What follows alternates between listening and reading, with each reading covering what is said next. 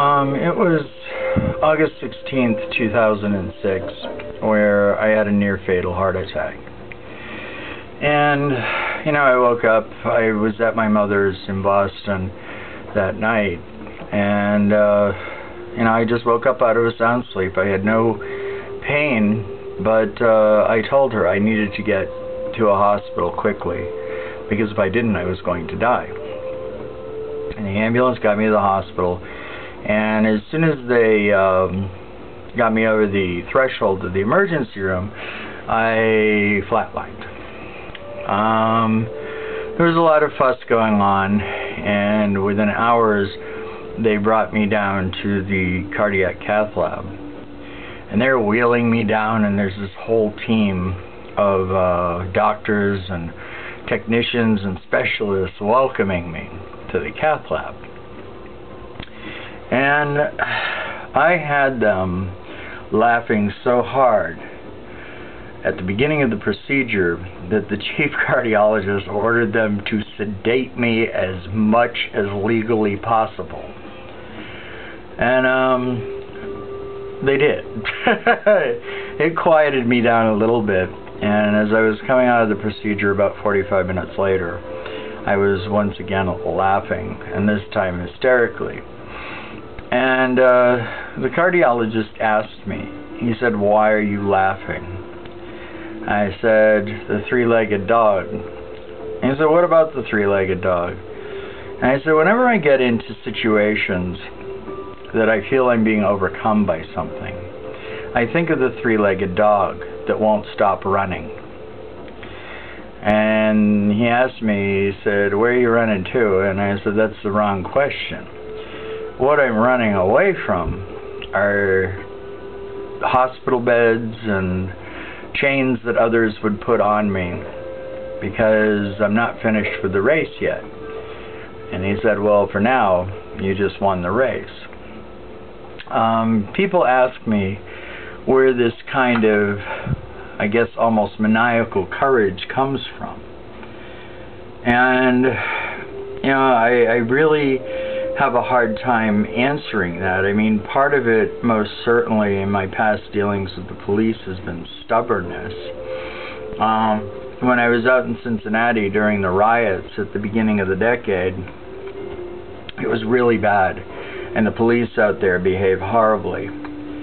And a friend I was with walking one night decided to flip them off, and this was just after they'd come out of martial law, and there are all these cars and vans going around, and we had about 20 of them descend upon us, and they were pushing their weight around. And I had come out of years of addiction at that point to heroin, and I wasn't afraid of getting locked in a cell. I wasn't afraid of the police either, because what they were doing to us was illegal. I mean, middle finger is expression. It's not nice expression, but it actually is protected under freedom of expression. And that's not what I did. I just don't take stupid chances like that, but my young friend did. And so anyway, they grabbed him. He had a weapon on him to protect him because he had already been beaten up during the riots. And I warned them at that point that if they laid a hand on him or hurt him, I would come after all of them individually and their various agencies. It was the Hamilton County Sheriff's Office, the Cincinnati Police, and the feds were there because the rioting had caused a ruckus nationally. And we ended up going to court with this police officer that was particularly abusive to my friend, and we won it. We had a good ACLU lawyer, but they never forgot that. And about a year after that, they grabbed me for jaywalking, and I was coming from a position of being right.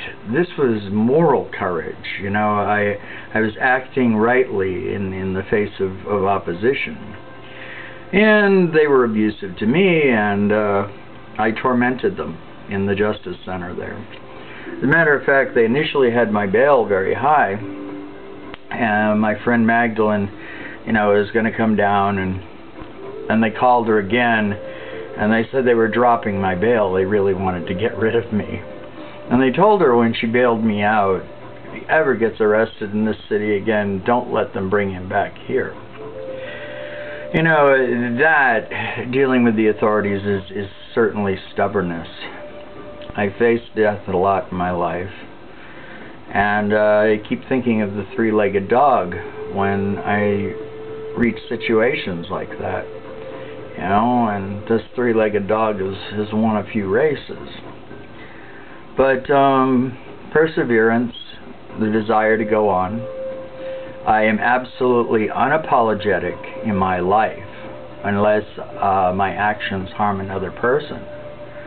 But if my actions are not harming anyone, then I'll be damned if I'm going to apologize or live under some blanket where I'm seeking the approval of society in general. In fact, that's very contrary to what this country was founded upon. I'm definitely a nonconformist, and I guess, when I draw on courage the most, it's when I think of the effects that my actions of allowing fear to manifest will affect the younger people in my life, those who suffer, those who are in pain. It's not something that I necessarily think about. If I'm right about something, I'm stubborn. And, if I'm faced with great physical pain or, even the specter of death, I have enough confidence in my relationship with the gods to know that the universe will work everything out just the way it's supposed to be. I think that some advice given me a long time ago by someone when I used to go through a lot of fear as a child and even a young adult was, when you're faced with fear, start thinking about moments in the past when you've been afraid of something, but in the end everything worked out just right and you walked away without being harmed, and maybe a little stronger from the lesson learned. These are times where courage, bravery, and stubbornness are very important. This is Use the Fairy King. Have a wonderful life. Thank you for listening.